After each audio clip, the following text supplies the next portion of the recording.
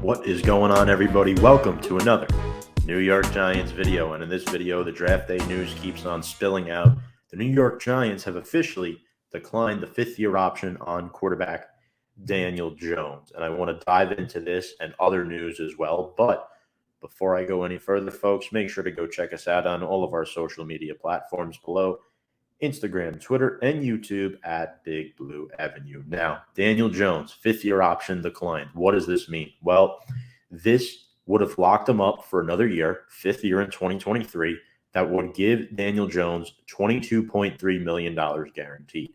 We all know at this point in time, Daniel Jones is not worth that amount of money over a single season. This has less to do with Jones and more the financial situation the Giants are in.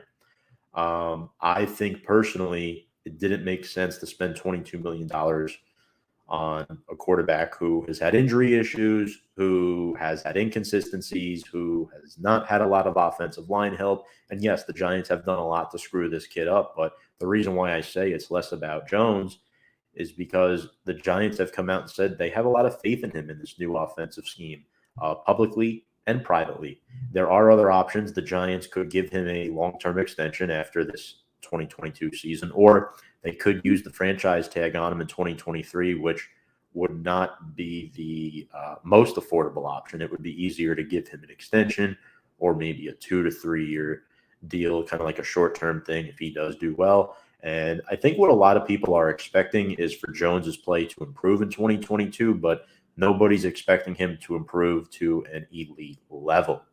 And that means like Pro Bowl caliber player, but people are expecting Jones to be better. And I think he will be, but that will leave the Giants with an interesting decision. Are they going to keep Daniel Jones around? Are they going to look for a quarterback in 2023? It'll be very interesting to see because obviously the Giants do have Tyrod Taylor on their roster as well as Davis Webb. So again, I think Daniel Jones, he's the guy for 2022.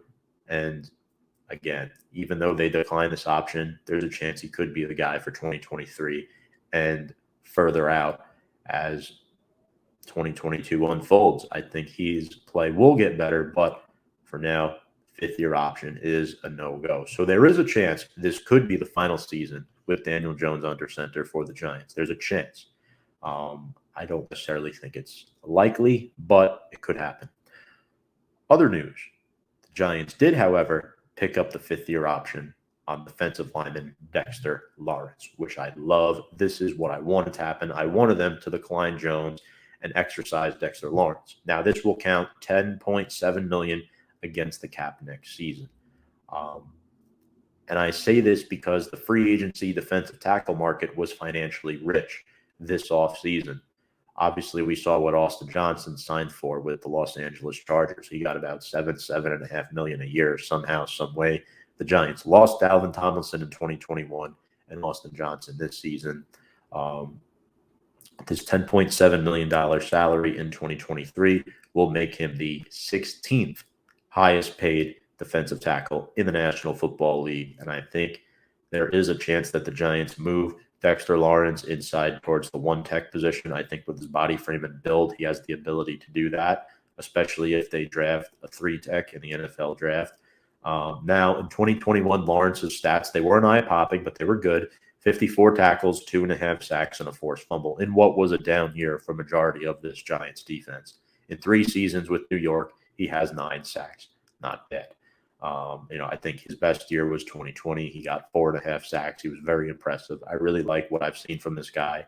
And again, remember, Dexter Lawrence was in that same draft class as Daniel Jones. He was picked 17th overall, just 11 picks after Daniel Jones. So I've liked Dexter Lawrence ever since he's been in Big Blue, and I think he's a priority to keep on that defensive line along with Leonard Williams. And I think he's going to help the Giants stop the run, and he can occasionally get to the quarterback. Now, this is the way I look at it.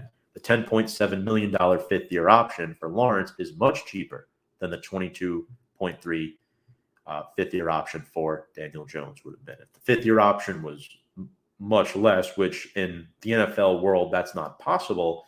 Let's say the fifth-year option was, $5 to $7 million. Then I'd 100% go for it because you want to give Daniel Jones another year in this offense to get his feet squared away. But Daniel Jones will be in a make it or break it year in 2022, and Dexter Lawrence is here to stay with the Giants in 2023. Folks, hope you all like this video. Let me know what you think about this news on Daniel Jones and Dexter Lawrence. I want to hear your comments and opinions below. Make sure to go check us out on all of our social media platforms on Instagram, Twitter, YouTube at Big Blue Avenue. And again, we'll plug in our sponsor, BetUS. That is America's #1 favorite sports book, where you can bet on the go, anywhere, anytime from your mobile device.